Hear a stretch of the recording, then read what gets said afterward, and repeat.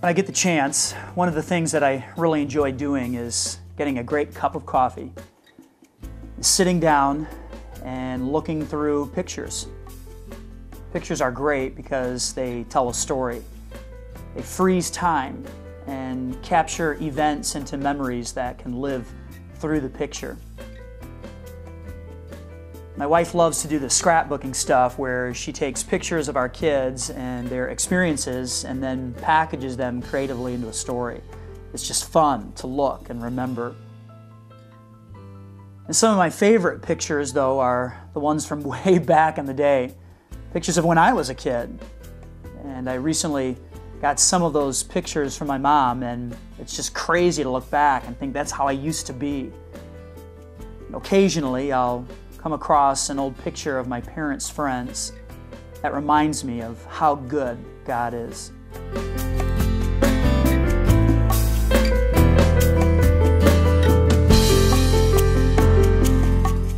When I was about 7 years old, two guys who I didn't even know and had never met completely changed the direction of my family's life. Their names, Ron and Don Jones, brothers, twins, and they happened to also work at Caterpillar Tractor Company in Aurora, Illinois, with a guy by the name of Frank Kohler. Frank's my dad. And at that point in my dad's life, he was not a Christ follower, but he was really hungry, and he was searching, and he was trying to figure out God.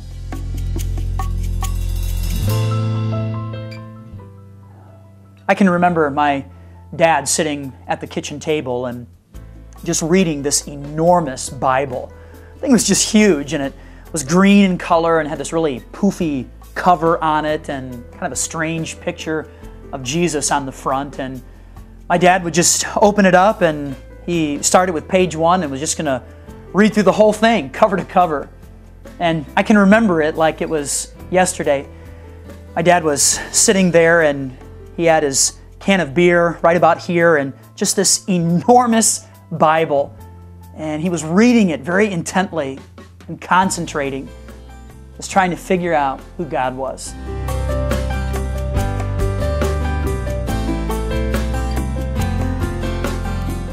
Ron and Don were both very dynamic followers of Christ, and at work they had begun to build a friendship with my dad, and over time they extended to him what would be one of several invitations for my dad to come to their church. And the very first invitation they gave to my dad was for him to come and play basketball, which is kind of funny because my dad's 5'9", and nothing against anybody who's 5'9", but my dad's not really a basketball player. I've seen him play, and it's not his thing.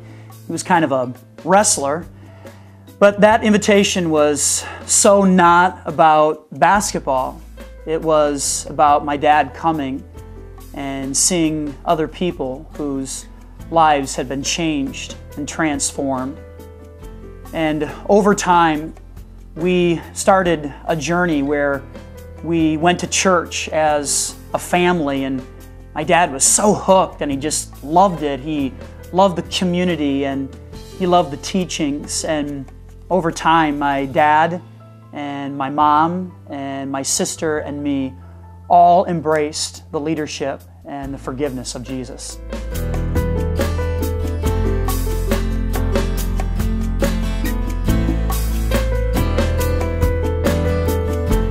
It's interesting because in Scripture we find people giving invitations too. There was a woman at a well who was getting water, and she was there by herself, and she didn't really have a lot of friends or people that wanted to be around her, but Jesus happened to be there at the same time, and they began to talk, and Jesus began to share with her about how her life could just be changed dramatically by trusting in Him. And through the course of that conversation, that's exactly what she did. And then the story goes on to say that she left everything right there at the well, and she went back into the city, and she began to talk to people, and she invited them to come out and see Jesus. And that invitation was so much more than just an invitation to a speech. It was an invitation to see Jesus and to hear about how He could transform their lives. Matthew, after he was called to follow Jesus, decided to throw a party, and he invited a bunch of his friends that the Bible describes as being very far from God.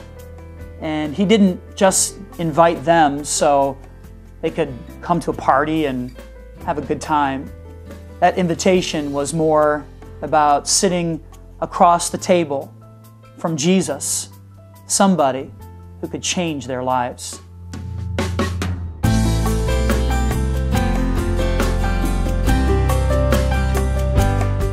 Sometimes I wonder where my family would be today. And sometimes I wonder where I would be today if it weren't for two guys named Ron and Don who reached out to another guy named Frank at a place called Caterpillar. Two guys just making small talk?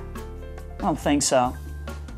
I really believe it was two guys who believed that everybody's invited. Everybody's invited. Even Frank. And you know, God's still inviting people, and He's still extending that invitation, and He even tells us that He won't turn anybody away. Nobody. He can't. And it's almost as if God is sharing with us, go for it. Extend the invitation. Everybody's invited. Go for it. Extend the invitation because everybody's invited.